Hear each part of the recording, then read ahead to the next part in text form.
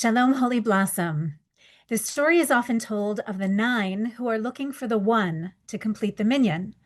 Rabbi Levi Wyman Kelman of Jerusalem, however, reminds us of the less often told but the more often repeated story, which is the story of the 1 who is looking for the 9. If you are watching this video, chances are that you already belong to Holy Blossom Temple, but you may not be able to articulate why. It's just what you do. And I actually admire that. I believe we are what we do. More than what we think, more than what we believe, we are what we do. The act of joining a sacred community, of showing up to be counted among those committed to spiritual pursuits simply because this is what Jews do, is actually not simple at all. It is a profound act of faith in the Jewish people, past, present, and future. And if you are watching this video, chances are you know someone looking for the 9 to attach themselves more deeply to the Jewish community, but they might not know how or where.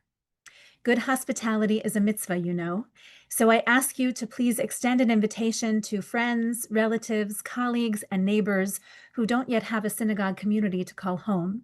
Invite them to join you here at Holy Blossom Temple. There is a place for them here. They will thank you for drawing them in, and the Holy Blossom community will be strengthened by them. I am extremely proud of how our congregation is growing and of how we are growing younger. Individuals and families at all life stages are joining us for a wide variety of reasons. For some, it has something to do with Jewish life in the shadow of October 7th. They say a person's true character reveals itself in times of crisis. The same may be true for communities. While our confidence has been rattled by our neighbors' responses to the war that Israel is fighting on many fronts and by the unleashed anti-Semitism across our country, Holy Blossom has been time and again a place of refuge, a place of strength and stability, a true sanctuary. Through communal prayer, we calm each other's fears and reinforce each other's hopes. Through lifelong learning, we draw on ancient and new wisdom to shed new light on the experiences of the here and now. Through acts of chesed, we give evidence that while the world may sometimes be cruel, it is also kind. A synagogue community is built on shared stories. Out there, we may feel that we have to explain ourselves, our identities, our beliefs. But within the walls of the synagogue, we can intuitively begin the conversation from a place of understanding.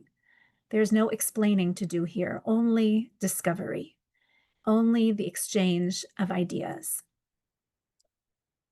Rabbi Professor Lawrence Hoffman teaches that people are more inclined to gravitate towards a synagogue community at what he calls nodal moments of their lives. Whether mourning a loss or bringing a baby into the world, there is a sudden awareness, I cannot do this alone. I need my people with me now. I need to tap into ancient wisdom to guide my steps. Some nodal moments are easy to recognize. They come at times of transition between one life stage and the next, like preparing for retirement, for example.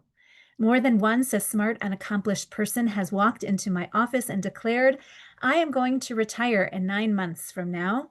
I'm looking for my next meaningful project, and I have a hunch that you might be able to help me find it. Another nodal moment can be more subtle, like when a parent finds herself with an empty nest. For the first time in 3 decades, she has some time on her hands and is finally free to ask the deeper questions about life's purpose and the meaning of her own life. She longs for like-minded and diverse people to accompany her along the way to finding out. I realize now that nodal moments aren't only created by the unfolding of one's own life story. They are also created when the story of the Jewish people shifts. This is undeniably one of those moments. The gravitational pull that many are feeling now in the direction of a synagogue is the impulse of Jewish survival kicking in. One parent called the principal of our school and explained, we never belonged to a synagogue before, but I realized that my kids are not equipped for the world they face. They need stronger Jewish identities and stronger Jewish skills to be able to hold their head up high when the challenges come. Another new congregant admitted to me, I didn't grow up in a synagogue, so I never learned how to pray.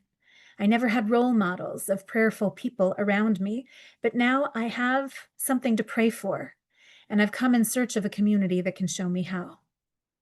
Synagogues are where we at every life stage can come to remember or to learn for the first time who we are, where we come from, and to whom we belong.